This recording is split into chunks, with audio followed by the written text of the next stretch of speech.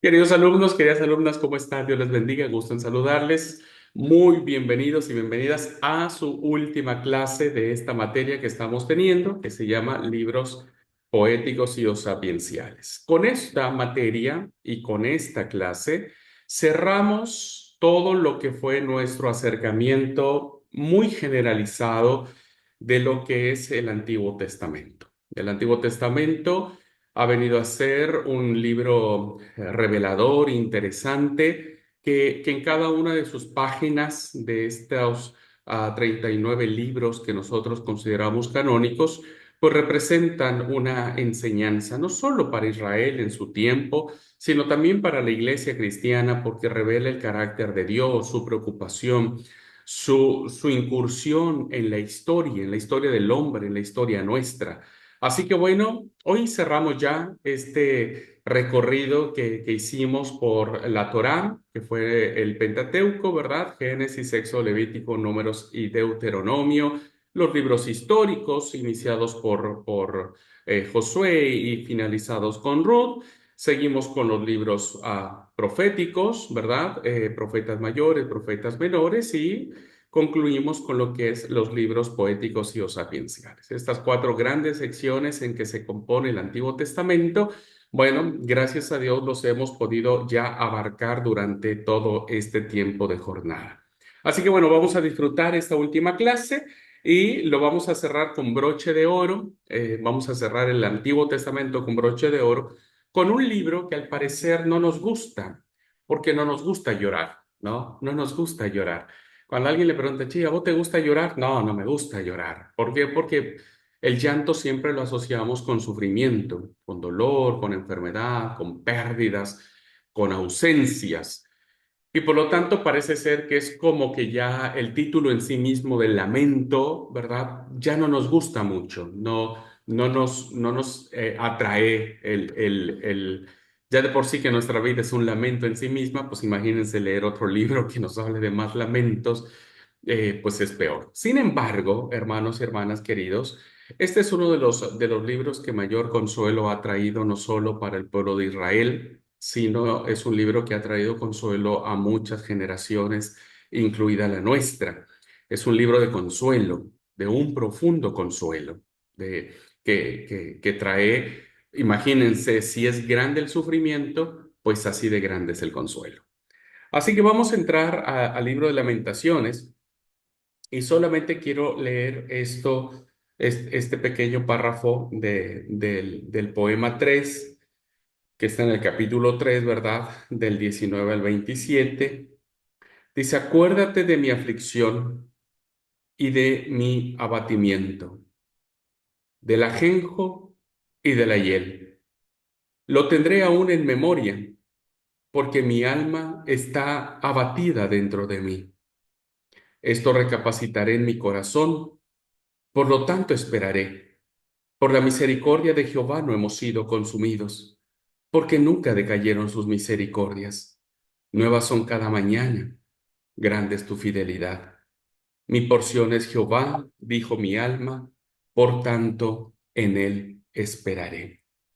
Bueno es Jehová a los que en él esperan, al alma que le buscan. Bueno es esperar en silencio la salvación de Jehová. Amén. Bueno, la verdad que, insisto, es maravillosísimo esta parte del poemario que tiene el libro de Lamentaciones, porque en esencia tiene que ver con una esperanza, y la esperanza siempre es consoladora, la esperanza siempre es ah, eh, sostenedora, la esperanza siempre trae gozo al corazón, la esperanza. Y bueno, de eso se trata el libro de Lamentaciones. Voy a compartir la presentación para guiarnos en estas ideas con la clase y podamos tener esta clase. Bueno, me parece que ahí estamos viendo ya todos la pantalla, libros poéticos, y en este caso es el libro de Lamentaciones. Bien, a manera de introducción debemos reconocer o debemos saber cuál es el género literario del cual se deriva el mismo nombre, ¿verdad? El mismo nombre. Ya el mismo nombre del libro, pues nos hace sentir, como dije, el peso que trae la historia. En tiempos bíblicos era común y era una costumbre componer y entonar lamentos, ¿verdad? Componer lamentos, poemas de tristeza, que también se le conocían como endechas. Estos poemas, ¿verdad? Nostálgicos, que cuando se leían, pues las lágrimas rodaban porque hacían recordar a las personas amadas o a las personas importantes, pues evidentemente fue una práctica muy común dentro del pueblo de Israel. El primer lamento que tenemos atestiguado es el lamento que tiene el gran rey Saúl por la muerte de su gran amigo Jonatán y también del mismo rey Saúl. Y entonces dice el segundo libro de Samuel 1:17. No voy a leer todo porque ustedes tienen que leer todo el lamento, toda esta endecha que está desde el 19 al 27. Ese es un poema de lamento fúnebre. Y dice, y endechó, es decir, se lamentó David a Saúl y a Jonatán, su hijo, con esta endecha, con este poema, y dijo que debía enseñarse a los hijos de Judá y que está escrito en el libro del justo. ¿Cómo empieza este poema de dolor, de quebranto? Ha perecido la gloria de Israel sobre las alturas. ¿Cómo han caído los valientes? Y bueno, todo el demás, la demás endecha que está ahí es sentidísima, es profunda. Cada palabra tiene su propio significado. Entonces, cuando un amigo moría, pues se armaban estos poemas, ¿verdad? Se escribían estos poemas de lamento, de dolor, de quebranto. Pero también sucedía cuando las naciones, cuando algún pueblo era destruido, era devastado, cuando venía el azote, venía la furia de cualquier circunstancia, y bueno, también se hacían estas endechas. La endecha más famosa la tenemos en el libro de Amós, cuando el profeta dice en el capítulo 5, versículo 1 y 2: oíd esta palabra que yo levanto para lamentación, ¿no? Lamentación, tristeza, endecha sobre vosotros, casa de Israel. Y el versículo 2 dice, ¿cuál era la endecha de esta situación que está cayendo en Israel? Cayó la Virgen de Israel y no podrá levantarse ya más. Fue dejada sobre su tierra, no hay quien la levante. Es una endecha, es un lamento sobre Jerusalén, ¿no es cierto? Que tiene que ver con más bien, no con Jerusalén, con todo Israel, porque Amós predica al norte, más bien con el norte, sobre cómo se han alejado de Dios, ¿no? Y cómo el quebranto vendrá pronto a esta ciudad. Por eso dice, ha caído la Virgen de Israel y no se va a levantar más. Se cayó en tierra y nadie la podrá levantar. Además, las endechas se mencionaban, hermanos, cuando había ciudades que habían sido arrasadas, que habían sido destruidas, como Jerusalén. Ahí sí estamos hablando ya del reino del sur, como Jerusalén, cuando el profeta Ezequiel dice en el capítulo 27, versículo 2, dice, tú, hijo mío, tú, oh hijo de hombre, levanta esta endecha sobre Tiro. Y versículo 32 dice, y levantarán sobre ti endechas en sus lamentaciones y endecharán sobre ti diciendo, ¿quién como Tiro, como la destruida en medio del mar? Cuando tus mercaderías salían de las naciones, de las naves, perdón, saciabas a muchos pueblos, a los reyes de la tierra enriqueciste con la multitud de tus riquezas y de tu comercio, etcétera. Hay un lamento, ¿verdad? Así que esta acción o esta forma de lamentarse, de llorar por alguien o por algo, es era muy común en el antiguo Israel. Por lo tanto, el libro de Lamentaciones es un ejemplo inspirado de este tipo de composición melancólica, ¿verdad? Melancólica. Hay una canción muy secular que yo cuando la leo, la escucho, me pone muy melancólica. Incluso un día estaba yo tan melancólico que en el grupo de la familia que tengo, pues a mami y mis hermanos y todos, ¿no es cierto? La compartí y les dije, miren, cuando alguno de nosotros algún día va a faltar, ¿no? No lo sabemos, no quisiéramos que eso llegara, pero algún día vamos a pasar por ese dolor, ¿no? De la ausencia y de la despedida de alguno de nosotros. Y me gustaría que escucharan esta canción, les dije, ¿no? Y yo cada vez que la escucho me pone tan nostálgico, tan melancólico, porque la letra en sí misma es una endecha, ¿no? La letra en sí misma es un lamento. Bueno, ahora imagínenselo trasládenlo a la experiencia de un pueblo que va a sentir la devastación y el dolor y el quebranto en su corazón.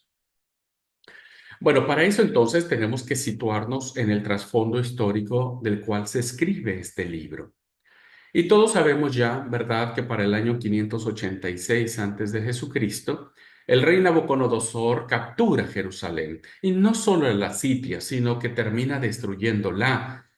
Eh, y esta destrucción abarca la ciudad, abarca el templo, derriba los muros, lleva cautiva a la población, arrasa con todo, ¿verdad? Y de la noche a la mañana, en un abrir y cerrar de ojos, lo que era una ciudad hermosa, maravillosa, un templo glorioso donde el santo de los santos habitaba, donde se hacían los sacrificios más sagrados del planeta, ¿verdad? Llega un momento en donde son destruidos, son acabados, hay humo, hay fuego, hay quebranto, hay gritos, hay familias que se tienen que separar porque quedan solamente en Jerusalén los pobres, los débiles, los que nos sirven, los campesinos, los viejos, los niños, pero los jóvenes son separados de sus familias, madres lloran, ¿verdad? Ver a sus hijos partir y saber que nunca más los volverán a ver. Los hijos, los sabios, los nobles, los sacerdotes del templo, ¿verdad?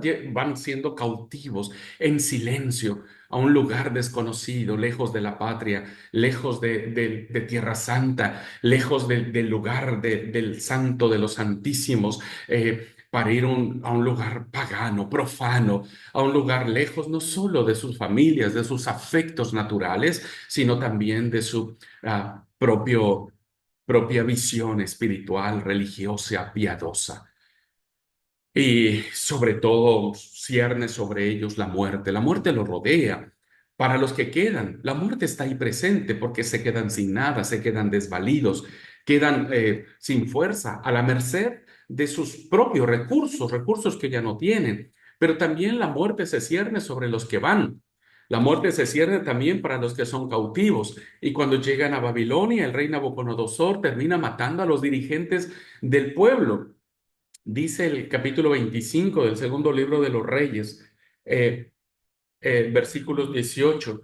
Tomó entonces el capitán de la guardia, al primer sacerdote Seraías, al segundo sacerdote Sofonías y tres guardas de la vajilla, y de la ciudad tomó un oficial que tenía a su cargo los hombres de guerra y cinco varones de los consejeros del rey que estaban en la ciudad, el principal escriba del ejército que llevaba el registro de la gente del país y 70 varones del pueblo de la tierra que estaban en la ciudad. Estos tomó Nabuzoradán, capitán de la guardia, y los llevó a Ribla, al rey de Babilonia, y el rey de Babilonia los hirió y los mató. Y los mató. Es decir, es una situación caótica, es decir, es una situación desesperante, es decir, es una situación de la cual, si bien es cierto, Jerusalén, el pueblo de Judá, no sé si la palabra correcta se lo merecían, pero ya el Señor había enviado profetas para decirles que no se alejaran de Yahvé, pero no le hicieron caso. Y de repente la destrucción cayó. Imagínense, hermanos, un golpe, ¿no? Lo mismo que le pasó, un golpe como a muchos de nosotros o a muchas personas, ¿no? Que reciben noticias a medianoche. que ahora vemos a nuestros amados y después no están más, o que escuchamos una guerra, ¿no? Donde vemos a la gente correr, gritando, desesperadas, un lado a otros, el narcotráfico, matando, asesinando, violando, etcétera. Estamos en un contexto, ¿verdad? Me parece a mí muy parecido al que se encuentra en Jerusalén. Y este es el trasfondo por el cual está escrito el libro de Lamentaciones. Más allá del sufrimiento físico, como dije, de este sufrimiento de muerte, de lastimar a las personas, también hubo pérdidas espirituales, ¿no? Lejos de su tierra, económicas, quedaron devastados.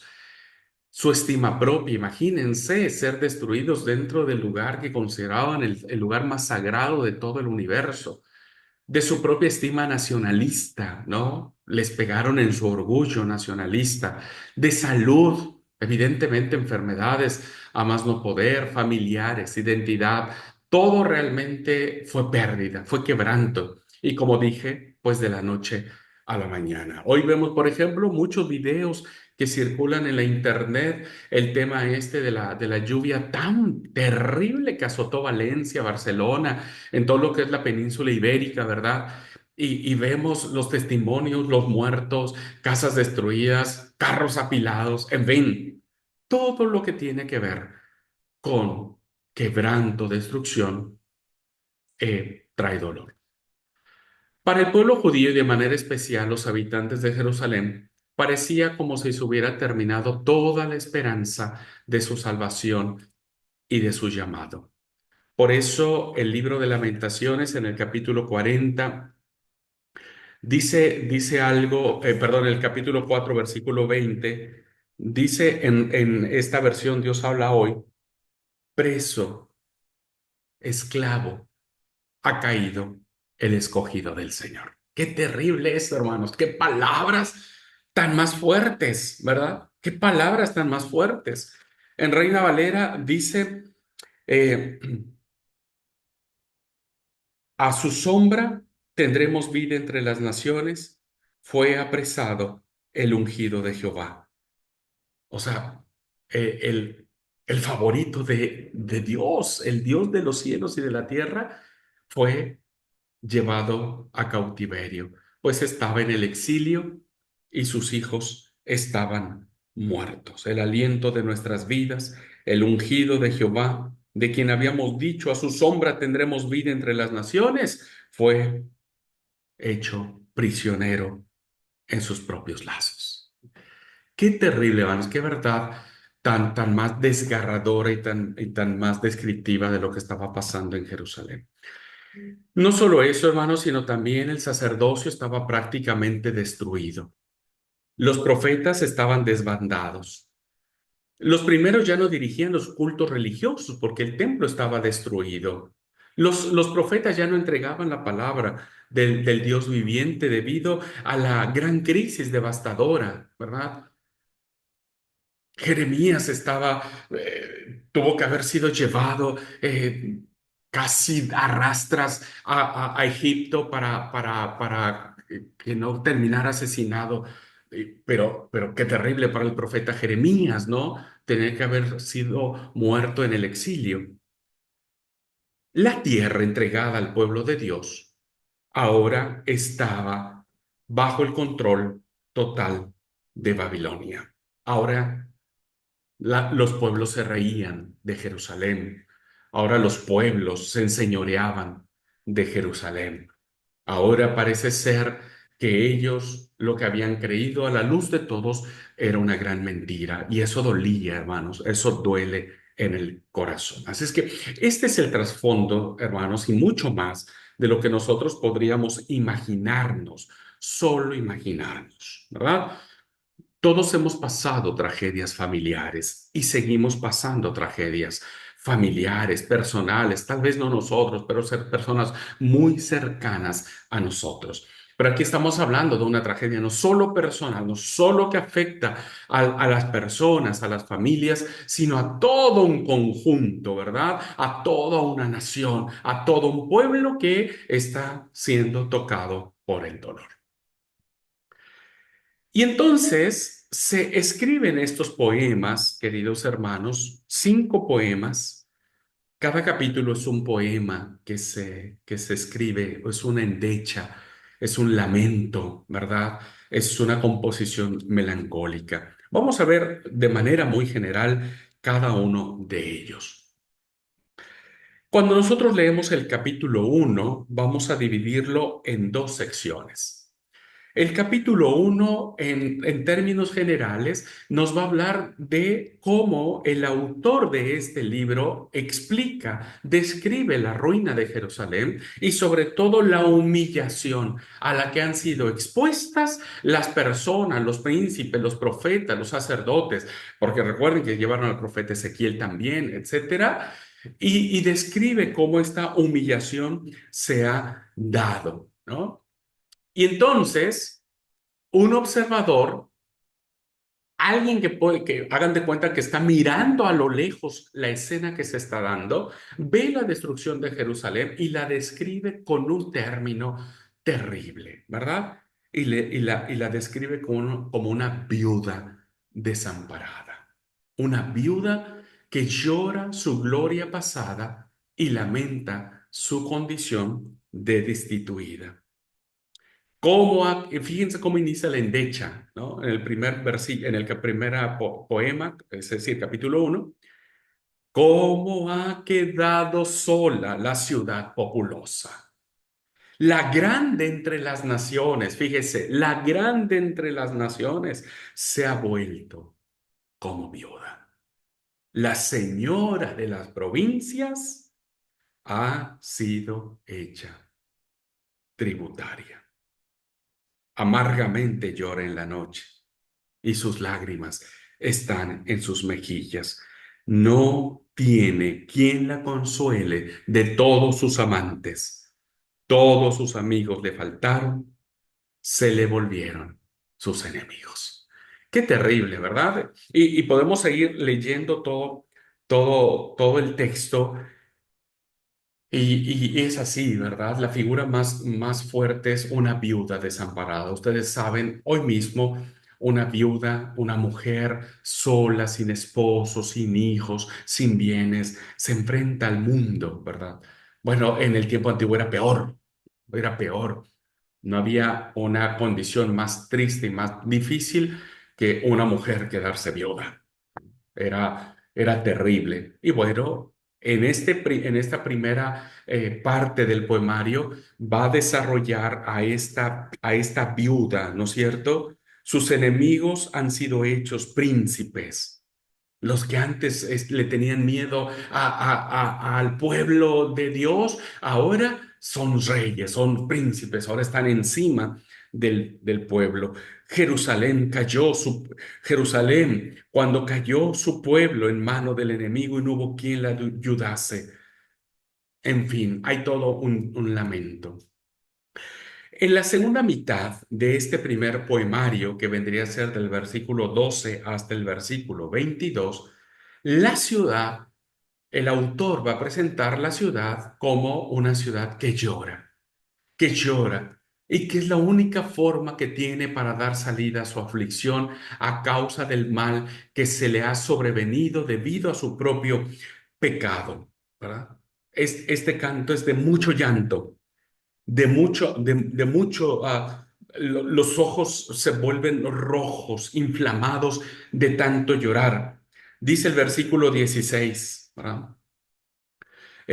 Voy a leer el 12, versículo 12 con el que inicia. Dice, ¿no os conmueve a cuántos pasáis por el camino? ¿No? Es una pregunta muy fuerte. ¿No sienten feo mirándonos cómo estamos?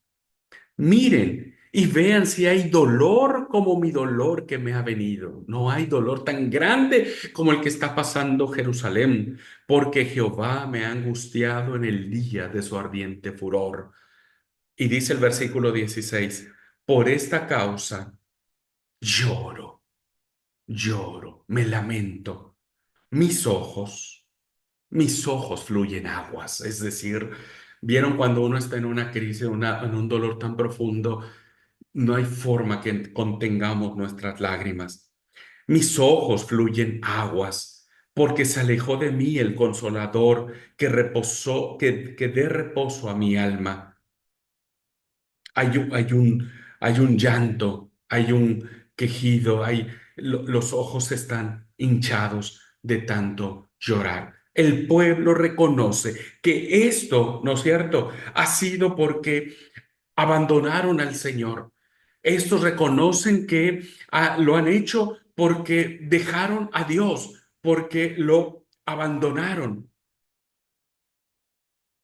Y básicamente dice el versículo 18: Jehová es justo.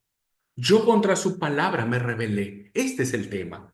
Versículo 18. Dios es justo. Dios no manda el sufrimiento. Dios no quiere el sufrimiento, ¿verdad? Muy típico de lo que ya hablamos de esta literatura, principalmente de Job. Dios no es.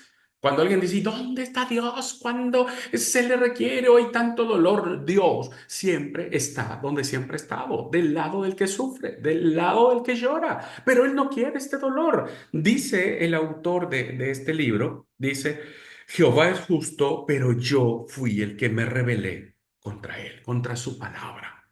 Dios me lo advirtió, pero yo no quise hacer caso. Bueno, este es a grandes rasgos, tendremos que leer todo el libro de Lamentaciones, que sería maravillosísimo poder hacerlo, pero a grandes rasgos, la primera parte de este poemario tiene que ver cómo se representa Jerusalén y la figura más fuerte es de una viuda, una ciudad populosa donde había alegría, fiestas, bailes, danzas, sacrificios, ¿no es cierto? Ahora es una viuda que llora.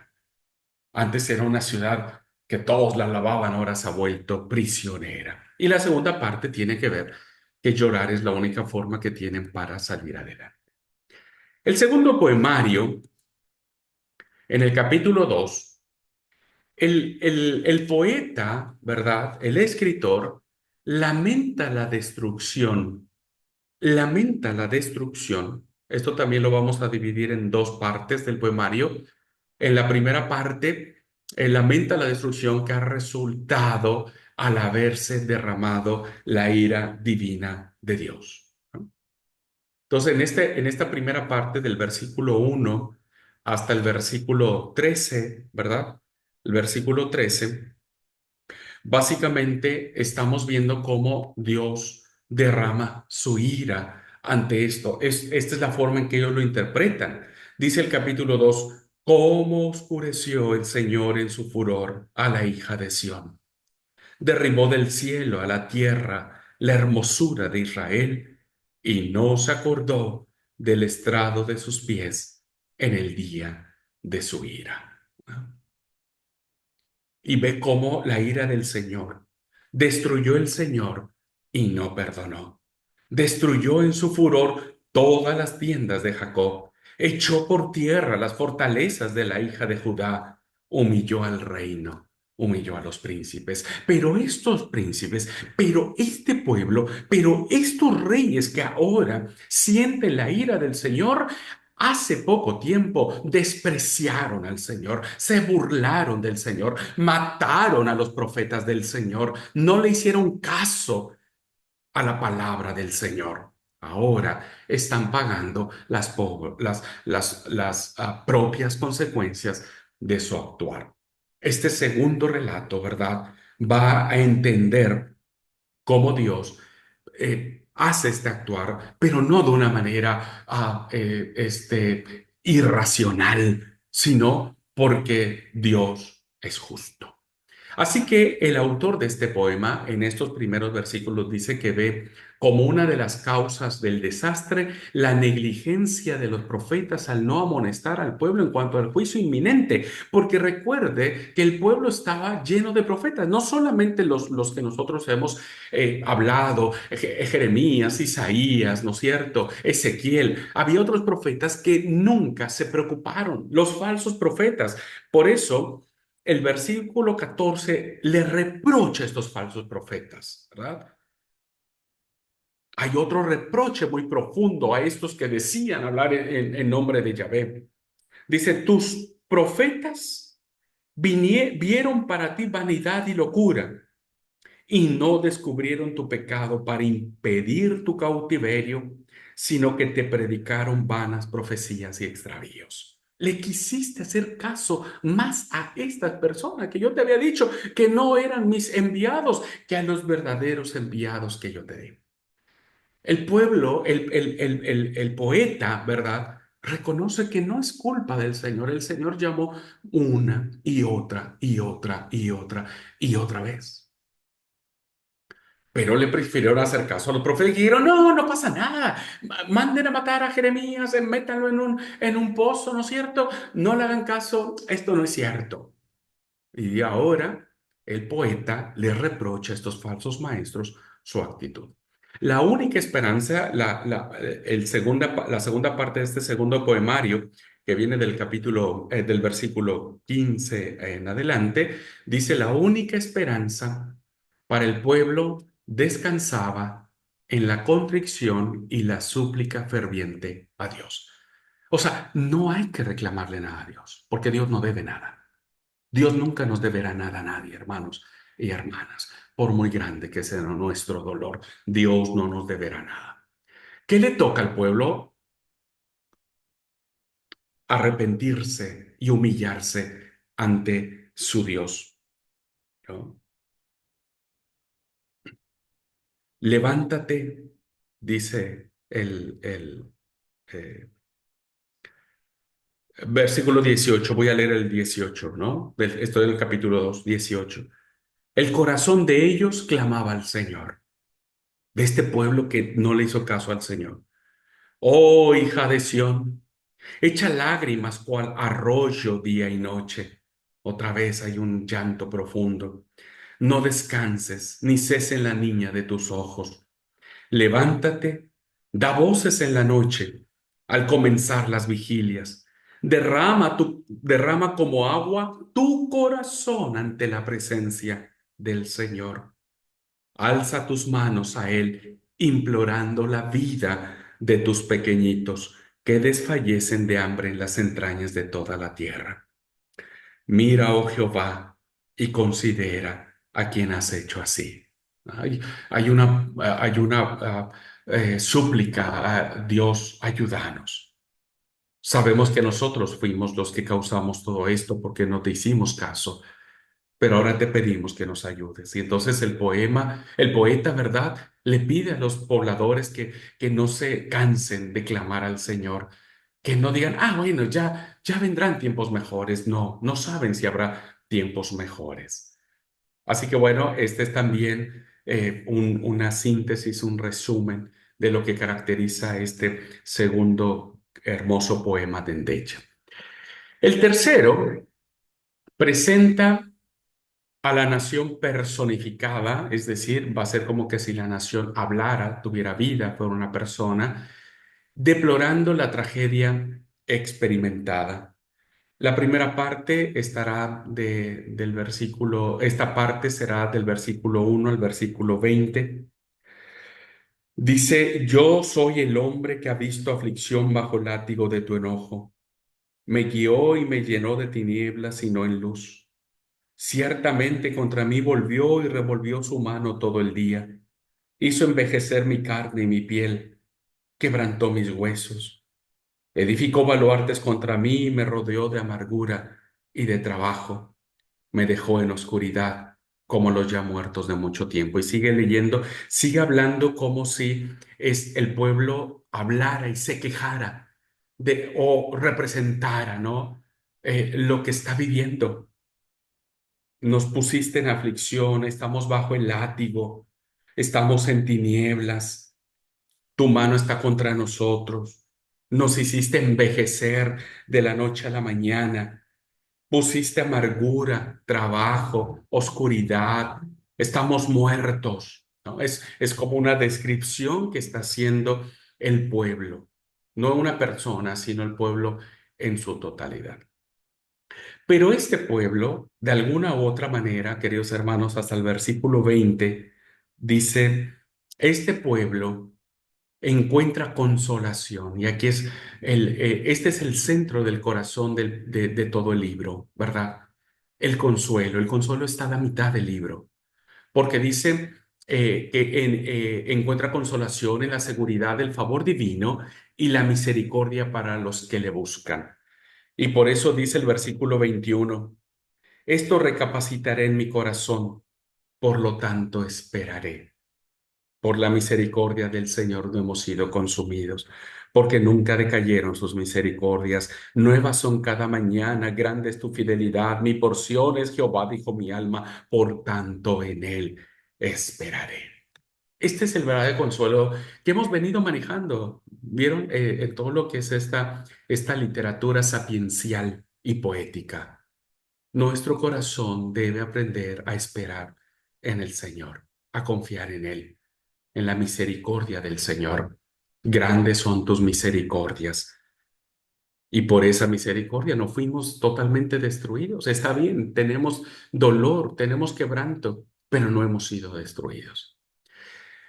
Luego del versículo 40 en adelante, este, encontramos que se le va a pedir al pueblo a que examinen críticamente, a que vuelvan a hacer una reflexión, a que hagan un repaso del por qué llegaron a donde llegaron, de que puedan ser una autocrítica de su manera de vivir y de volverse a Dios en una actitud totalmente de arrepentimiento. Dice el versículo 40 con el que inicia esta parte. Escudriñemos nuestros caminos y busquemos y volvámonos a Jehová. Levantemos nuestros corazones y manos a Dios en los cielos. Nosotros nos hemos rebelado y fuimos desleales. Tú no perdonaste. Y sigue diciendo que la única manera que tienen para encontrar el perdón divino es que se escudriñen, que realmente hagan una autocrítica, que no le culpen al Señor de lo que el pueblo ha hecho. Lo abandonaron, edificaron altares a dioses paganos, confiaron en dioses de bronce, de barro, de metal. Hicieron a un lado al Dios verdadero, se burlaron de él. Entonces tienen que hacer una autocrítica, ¿verdad? Y aquí no es el paciente Job que era justo, pío, recto, temeroso de Dios y apartado del mal. Aquí es un pueblo que está sufriendo las consecuencias de sus actos y que tiene que arrepentirse. Sin arrepentimiento, no hay una luz correcta de entender por qué sufrimos cuando sufrimos. Finalmente, del versículo 55 al 66. Al darse cuenta de que Dios había escuchado su oración, la nación tomó una actitud contraria. Y entonces parece ser que el pueblo escucha que Dios lo ha escuchado y ahora quiere vengarse de sus enemigos. Quiere que sus enemigos también sientan lo mismo que ellos han sentido. Dice, invoqué tu nombre, oh Jehová, desde la cárcel profunda. Oíste mi voz, ¿no? Ay, Dios ya escuchó. Dios ha escuchado el lamento del pueblo. Y dice, no escondas tu oído al clamor de mis suspiros. Te acercaste el día que te invoqué y dijiste, no temas. Dios ha respondido, no temas, ¿verdad? Yo estoy contigo. Y dice, has visto toda su venganza, todos sus pensamientos de mí. Estoy leyendo el versículo 60, luego el 61.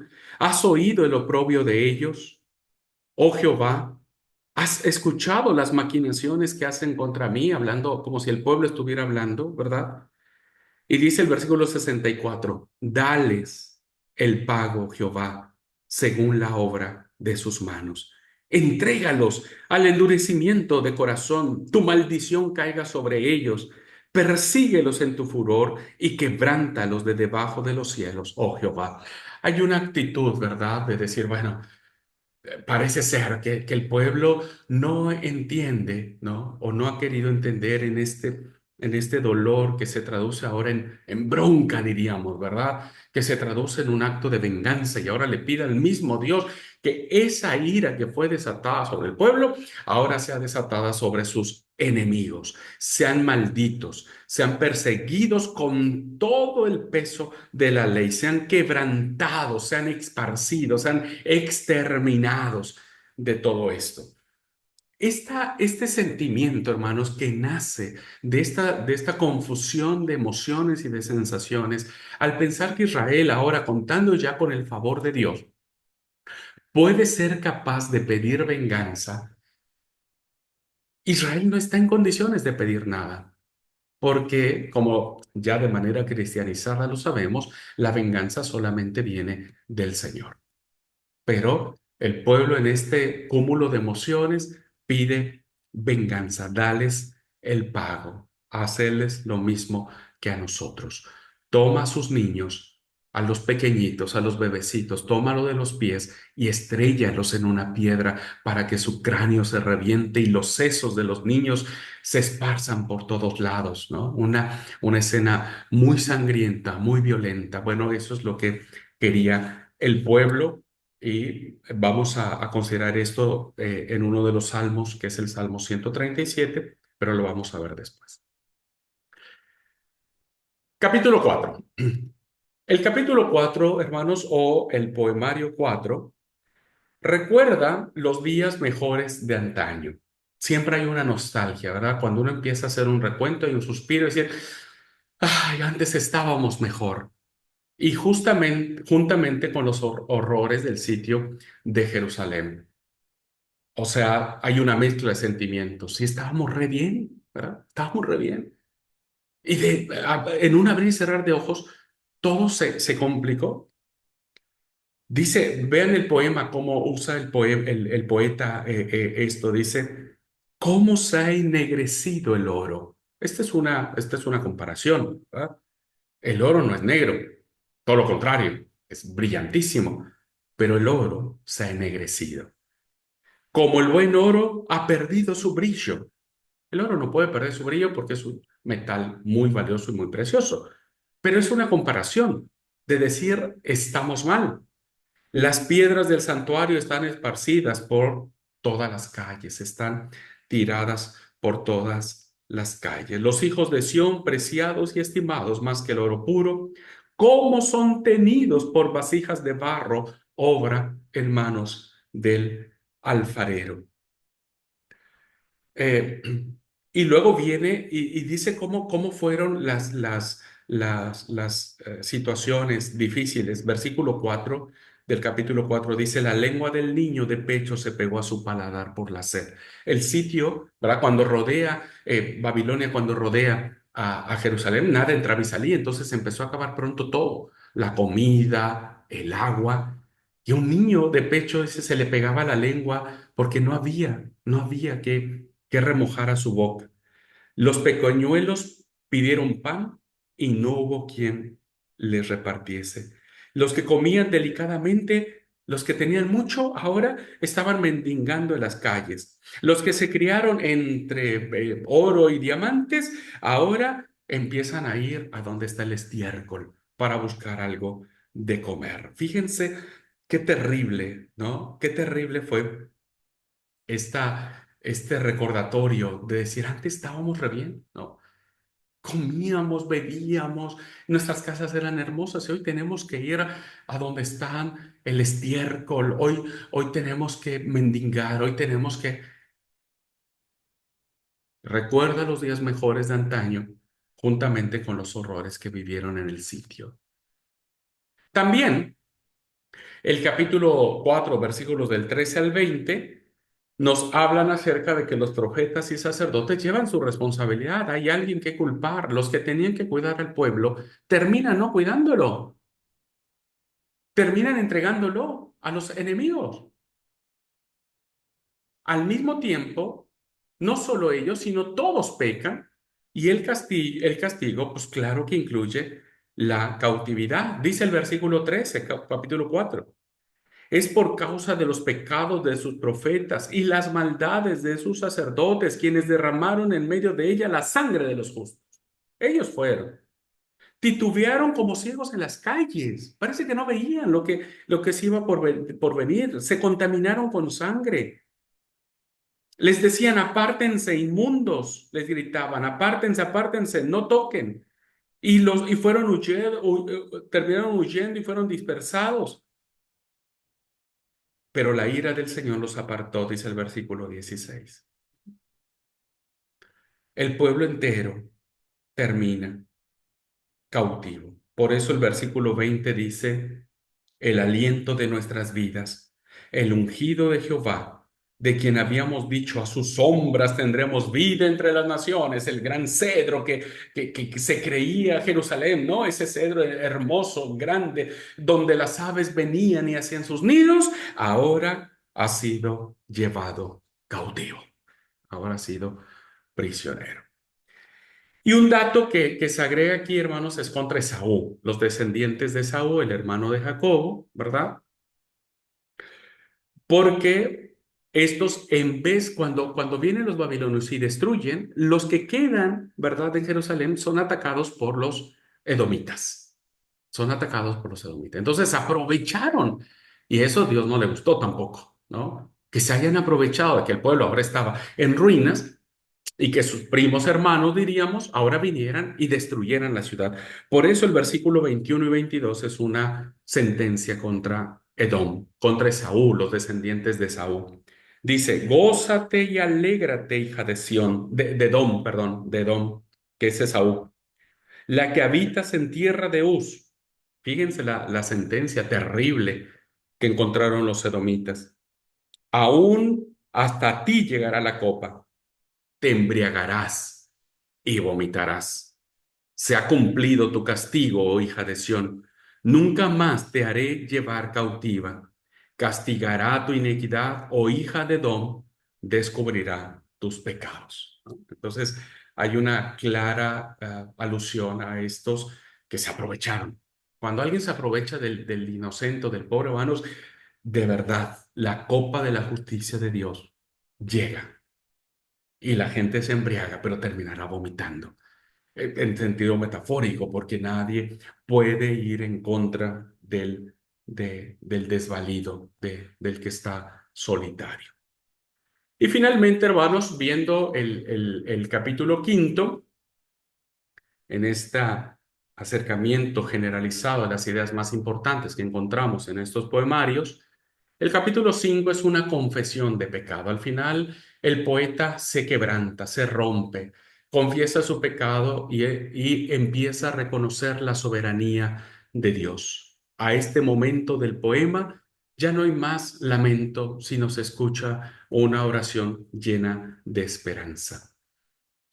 El versículo 1 al 18, el poeta insiste en que Dios se dé cuenta de lo que ha acontecido, que ha traído desgracia a su pueblo. El versículo 1 del capítulo 5 empieza diciendo, acuérdate, oh Jehová, de lo que nos ha sucedido.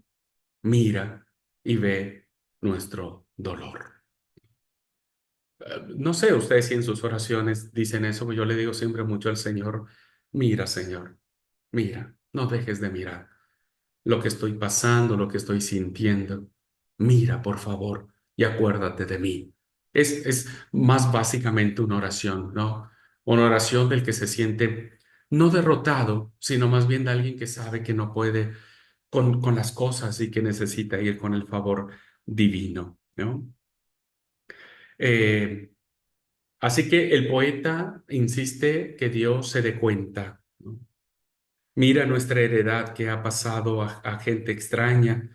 Nuestra casa ahora le pertenece a forasteros, no sabemos quiénes están. Somos huérfanos, no tenemos papá. Nuestras mamás quedaron viudas y todo el quebranto, ¿verdad? Todo el quebranto que existe. Y entonces hay como esta oración de decir, Señor, por favor, no, no te olvides de nosotros, ¿no? Esto es lo que nos está pasando, es como un recuento de las cosas. Y al final, el poema, la oración que hace el poeta, pues termina con una expresión de esperanza. Termina con una plegaria por la restauración al estado de antaño, como antes era la gloria de Jerusalén, cuando el pueblo gozaba de la presencia de Dios y de sus bendiciones. Termina, hermanos, fíjense, el centro del poemario es un mensaje de esperanza. Por las misericordias de Jehová no hemos sido consumidos, por tanto mi porción es Jehová y en él esperaré. Y termina este dolor, este quebranto, siempre con una luz de esperanza. Dice el versículo 19: mas tú, Jehová, permanecerás para siempre, tu trono de generación en generación. ¿Por qué te olvidas completamente de nosotros y nos abandonas tan largo tiempo? Vuélvenos, oh Jehová, a ti y nos volveremos. Renueva nuestros días como al principio, porque nos has desechado, te has airado contra nosotros en gran manera. Por favor, ayúdanos, ¿no? Diríamos ahora, y vuélvenos la paz, el gozo, la tranquilidad, y nosotros nos volveremos a ti y aprenderemos la lección. Israel aprendió la lección, hermanos, después de que vino del cautiverio, del exilio, y dejó de ser tan idólatra, ¿no? Y se convierte en un pueblo estrictamente monoteísta, ¿no? Que ese fue el gran pecado también de Israel, al no reconocer a Jesús como Dios. Pero aprendieron la lección y Dios lo restauró y Dios cumplió su palabra y al final, ya todos sabemos, el pueblo de Israel vuelve a Jerusalén. Un segundito, hermano, por favor.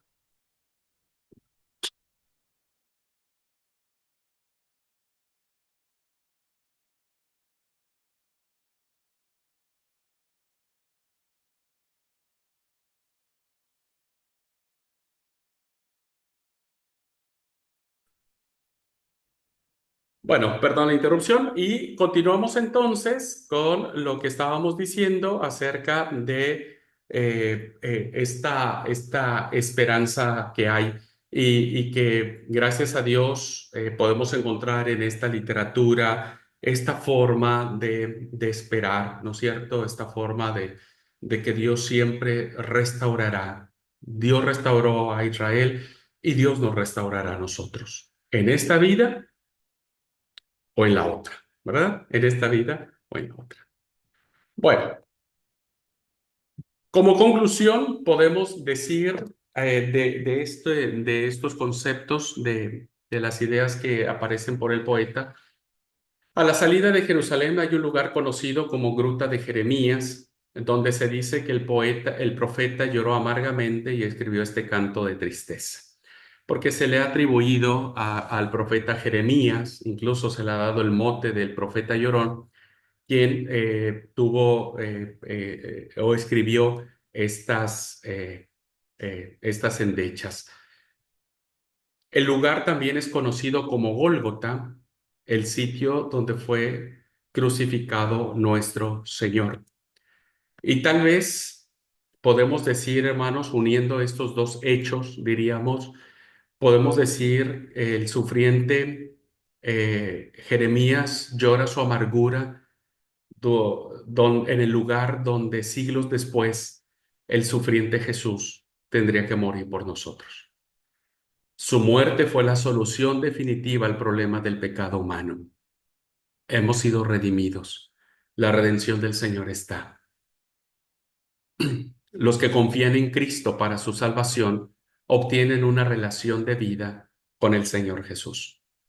Entonces, qué interesante es esta unión, ¿no? De los lugares y cómo si ese lugar donde se dice que el profeta llora y escribe es el mismo lugar donde el Señor muere por nosotros, pues así como termina el texto, ¿no? A un Dios que va a volver el gozo, y va a restaurar todas las cosas.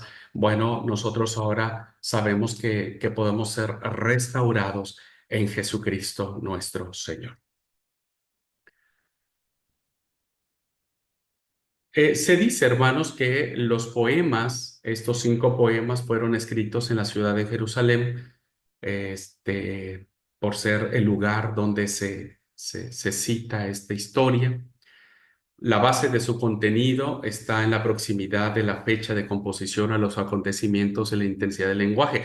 Es decir, que se escribió no mucho después de que hayan sucedido las cosas.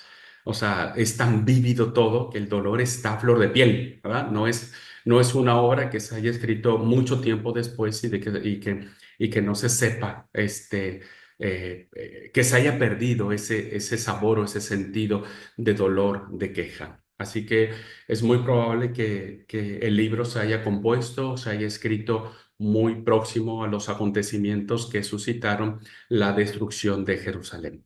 Porque los poemas no hablan de que ya Israel haya sido restaurado.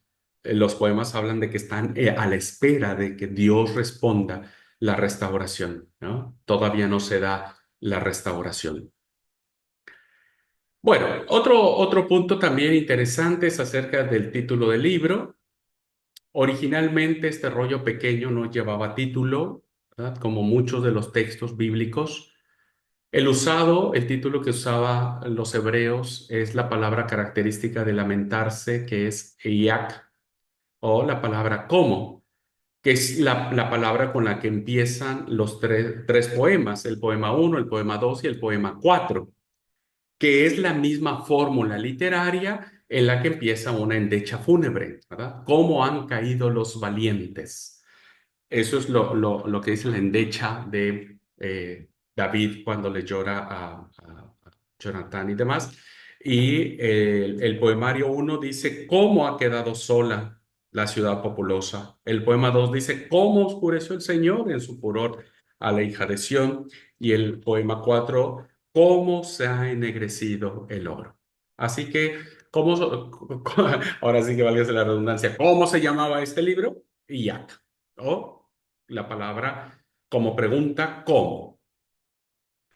El Talmud indica que el título más antiguo no es tanto el que se usaba después, sino el pueblo o la gente lo reconocía como Kinot, que significa endecha fúnebre. Basado en el último título, la Septuaginta, que es la traducción griega del hebreo al griego, usa la palabra trenoi, que significa lamentaciones, ¿verdad? Y ese es el título en griego que nosotros usamos para referirnos a este libro, Lamentaciones. Bueno, ¿qué lugar tiene el libro de Lamentaciones en el canon? Bueno, en nuestras Biblias, este libro se encuentra en la parte del canon designada a los libros proféticos inmediatamente después de Jeremías, porque se cree que fue el profeta Jeremías quien lo escribió. Entonces lo ponen después. Así, se sugiere que además de la temática, el libro parece tener como autor al profeta Jeremías y fue la forma en que lo consideraron los autores de la Septuaginta y por eso lo colocan después del profeta Jeremías, cosa que no sucede en las Biblias hebreas, pero en la Biblia griega, de la cual nosotros tomamos parte, pues pertenece de esa forma. En la introducción al libro, en la Biblia de los 70, fíjense, en su introducción hay esta anotación. Dice, en la traducción de los 70, dice, Jeremías se sentó llorando y se lamentaba con esta lamentación sobre Jerusalén y dijo, o sea, hay una clara alusión de que quien hizo esta endecha ha sido Jeremías. Jeremías 9:19 es también una posible referencia a la autoría de Jeremías, porque si nosotros leemos lo que dice el libro de Jeremías o el profeta Jeremías, dice, porque de Sión fue oída voz de endecha, cómo hemos sido destruidos. O sea, al parecer, Jeremías escribía de esta manera, ¿no? Algunos piensan que no fue Jeremías, sino fue su secretario, Baruch, que conocía perfectamente bien a Jeremías. Pero la verdad, hermanos, es que entre los eruditos no hay consenso unánime de saber quién realmente fue el autor de este poemario, pero se atribuye a Jeremías, probablemente lo sea, y probablemente haya sido Baruch o probablemente haya sido otro escritor que haya sido testigo. Eso sí, tuvo que haber sido testigo de los hechos que estaba narrando y tuvo que haberlos sentido, experimentado para poder escribirlos en este libro. Ya para el año 100 después de Cristo, el libro de Lamentaciones aparece en la sección de los Meliot, que eran los pequeños libros, los pequeños 5 libros que se leían o se siguen leyendo durante las fiestas judías. Eh, el libro de Lamentaciones está en la tercera parte de la Tanakh, que es la sección de los Ketubim, la sección de los libros, de los escritos, perdón, la sección de los escritos. Pero hasta ahora, hermanos, más allá de poder dudar de la paternidad literaria del libro de Jeremías, pues está el hecho del aporte fundamental que este libro tiene ahora para la vida cristiana. Bien, la teología del libro es que Lamentaciones es ejemplo de cómo la experiencia de profunda tristeza nos puede conducir a pronunciar una palabra que nos permita dar sentido a la vida en vez de entregarnos al vacío y al sinsentido. Vieron que cuando alguien está pasando por profunda tristeza, la vida ya no le importa, ya no quiere saber nada, se deja al abandono, quiere morirse, ¿no? Pero este libro nos dice hay esperanza. En medio de una profunda tristeza, siempre hay una esperanza, una palabra que nos permita darle sentido a la vida, ¿no? Mi porción es Jehová, por tanto en él esperaré. Este autor llamado Joy Grakovic dijo que el libro de Lamentaciones no se agota en cantar tristezas, sino que dice mucho más sobre la fe y la esperanza. Además, muestra que es posible construir un discurso sanador a partir de la angustia. La angustia no es mala, el dolor no es malo. A través de él podemos sanar, podemos restablecernos en la fe, en la esperanza. Si salimos del dolor, tomados de la confianza y la esperanza de Dios, nuestra fe se hace fuerte y nuestra vida encuentra sentido en el Señor. Lamentaciones habla de la construcción de la esperanza. No hay espacio para la vaga ilusión del Dios no quiere que suframos, ¿verdad? No hay espacio para eso. Muchas son las causas de nuestros sufrimientos, pero la vida no se queda ahí. En medio del dolor, el amor de Dios no se marchita. El amor de Dios no se escapa, no se escabulle, no se hace de la vista gorda. Es un Dios que está allí, ¿no? Y que actúa en esperanza y que volverá el gozo de la salvación y que oirá nuestra oración y que nos dirá no temas, yo estoy contigo. Lamentaciones nos enseña el aprecio a la verdad, esa que se vive y narra en medio del dolor. Hay espacio para la creación de un mundo mejor, sin violencia, sin rencores, uno que le da espacio a la belleza de la vida, la que se hace mucho mejor si para lograrla nos cuesta. Si para vivir la experiencia de experimentar el amor de Dios, la fuerza de Dios, la gracia de Dios, tendremos que pasar por el valle de la sombra y de la muerte. Siempre valdrá la pena cruzarlo, ¿verdad? Así que siempre hay un espacio para una vida sin la violencia y yo creo que esto es un mensaje que hoy el mundo tendrá que escuchar.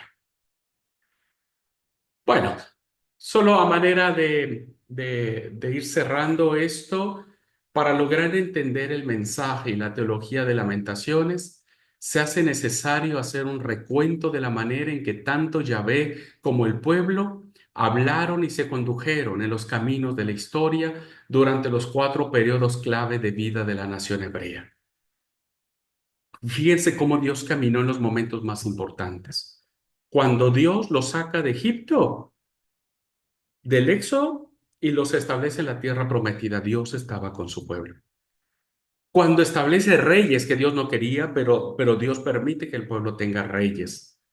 Cuando son llevados al cautiverio, ¿no? Al dolor, a la cautividad, al exilio, Dios estaba con ellos. Pero también en la restauración, cuando Dios los hace volver del exilio y los convierte en una nación fuerte, una nación que Dios sigue obrando a favor de ellos, ¿no? Entonces vean cómo Dios caminó por la vida del pueblo de Israel. Para todos ellos, como lo vimos en la literatura eh, de libros históricos, la teología deuteronómica es fundamental, ¿no? Si hicieres lo que Jehová tu Dios te mandare, Él estará contigo siempre. Aun cuando el pueblo fue retobado, este Dios fue fiel y acompañó a su pueblo, como ha acompañado a su iglesia en los eventos más trágicos, más difíciles de la Inquisición, de las persecuciones, de los asesinatos que hasta ahora existen, de las grandes persecuciones de los países que atentan contra los evangélicos, los misioneros, etcétera. Dios siempre ha caminado con su pueblo y con su iglesia y lo va a hacer hasta el final de los tiempos. Bueno, para terminar esta clase, solo unos pequeños detalles como unas preguntitas. ¿Sabías que el libro de Lamentaciones es leído en las sinagogas judías en el mes de julio para recordar la destrucción del templo en el año 587 y la destrucción del segundo templo en el año 70 después de Cristo? ¿Sabías que la formación literaria del libro de Lamentaciones es muy antigua? Se han encontrado muestras de esta literatura en Ur fechadas cerca del año 2000 antes de Cristo, es decir, que este género de endechas no solamente es propio de Israel, todas las culturas, las más antiguas, también hacían sus propias endechas, sus propios cantos fúnebres en recuerdo de sus seres queridos. Y es así, hermanos y hermanas queridos, que llegamos al final con un mensaje de esperanza, ¿no? Por las misericordias del Señor, nosotros no hemos sido consumidos. Grande es su fidelidad que se renueva todos los días. Y como siempre digo, esa frase, ¿verdad? No sé si a ustedes les gusta la torta. A mí me encanta la torta. No la puedo comer, pero me encanta. Y si es una torta riquísima, de verdad muero por un pedazo de torta. Y Bere me regaña siempre, me reta porque yo cuando alguien corta la torta y veo que está deliciosísima, siempre le digo, denme la porción más grande, ¿no? La tajada más grande es para mí. Y yo voy viendo cuando van repartiendo y veo, esta grande también la quedo. Y parece ser, yo cada vez que veo eso, recuerdo lo que dijo el poeta, mi porción es Jehová, ¿no? Uno siempre espera la mejor parte, la porción más maravillosa, la que nos satisface, la que nos bendice, la que nos sostiene en medio del dolor. Por eso, como dijo en la teología de este libro, en medio del dolor, el amor de Dios no se marchita, no se hace chico, ¿verdad? No se hace chico. El amor de Dios se hace mucho más grande y hay que seguir esperando en Él. Y con este pensamiento no solo cerramos esta sección poética, sino también todo el Antiguo Testamento. El Antiguo Testamento es un grito de esperanza, es un grito de amor, es un grito de un Dios que se revuelve en las entrañas de amor por nosotros. Es una literatura que nos hace ver y entender a un Dios que ha caminado con su pueblo Israel, pero que también seguirá caminando con nosotros todos los días de nuestra vida. Y la verdad que no hay cosa más linda que cerrar toda esta instrucción que hemos tenido en el Antiguo Testamento con este anhelo y con esta oración. Vos, Señor, sé mi mejor porción. Anhelo que vos seas mi mejor porción. Por tanto, en ti esperaré. En ti esperaré. Que esta sea una palabra de esperanza para todos aquellos que están sufriendo, que estén pasando por un momento difícil, por un momento de tristeza, por un momento de quebranto, por un momento en el cual uno no sabe por qué pasan las cosas como pasan. Por tanto, en Él esperaré, en Él esperaré. Dios sabrá y Dios actuará. Bueno, pues muchas gracias. Gracias, Marianela, por compartir este tiempo conmigo para cerrar esta clase. No sé si quieres comentar algo de este libro, de esta clase, con todo gusto. Sí, muy interesante. O sea, yo lo leía y siempre me parecía como que mucha queja en el libro y no me parecía atractivo, ¿no? Que no era un libro que podía inspirarme o darme algo, excepto cuando esos versículos donde dicen, tu misericordia son nuevas cada mañana. Ese sí como que lo tenía bien definido ahí, bien como localizado, ¿no? En el Sí. libro. Pero bueno, es interesante poderlo revisar y ver todo esto, ¿no? Y como cuando usted iba explayándose en los capítulos, me acordé esto de la teología deuteronomista, ¿no? Y bueno, de que si uno abandona a Dios, después que espera que sea todo re bien si uno mismo ha decidido algo Claro. diferente, ¿no? Pero y bueno, y qué bueno saber de que Dios siempre está, a pesar de Dios está, ¿no? Muy lindo el libro y bueno, muy linda la materia, toda muy interesante. Gracias, Marianela. Sí, sí, la verdad que uno tiene mucha enseñanza, ¿verdad? Porque a veces fíjate que cuando uno sufre, ¿a quién le echamos primero la culpa? Pues al Señor, ¿no? Al Señor. Y sentimos que todo el castigo del Señor vino sobre nosotros, pero muchas de las veces son las consecuencias de nuestros actos. Dios nos ha hablado. Hebreos dice, Dios habiendo hablado de muchas formas, de muchas maneras. Y el problema es que uno no lo entiende, así que hay que esperar siempre en el Señor. Pues gracias, gracias Marianela y deseo que sea de bendición. Ya estaré subiendo la consigna entre hoy y mañana para el trabajo final, ¿verdad? Para que tengan esto. Va a haber preguntas que tienen que ver, por ejemplo, con esto, ¿no? Ustedes le van a preguntar a un joven, ¿qué significa para ti la muerte, por ejemplo, ¿no? Que es algo trágico, que es algo feo o algo que no nos gusta hablar. Entonces van a dar cuenta ustedes también cuáles son las respuestas que la gente tiene ante la actitud de la muerte o la realidad de la muerte, ¿no? Este, y va a ser muy, muy bueno el ejercicio, tanto las entrevistas que ustedes hagan, las personas que ustedes elijan, como el ejercicio de observación que quiero que hagan, ¿verdad? Observen, observen y formulen un proverbio con base a su reflexión.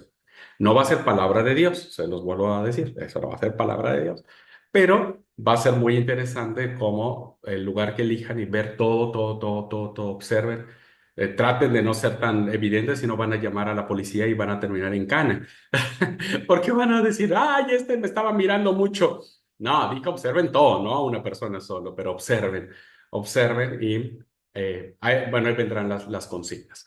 Bueno, pues muchas gracias, hermanos, hermanas. Dios les bendiga. Nos vemos ya la próxima clase, la próxima semana, para quienes van a continuar. La próxima semana inauguramos Nuevo Testamento. Ya, ahora nos metemos a Nuevo Testamento y viene una materia hermosa que para mí me encanta, que son los evangelios sinópticos. Vamos a adentrarnos a lo que es Mateo, Marcos y Lucas, nada más. Y la verdad que ya a eso también me emociona, porque bueno, ahí empezamos a hablar más de Jesús, de Jesús, de Jesús, y eso es re lindo. Así que bueno, nos vemos la próxima semana. Dios les bendiga, un abrazo y bendición para todos. Cuídense, bendiciones.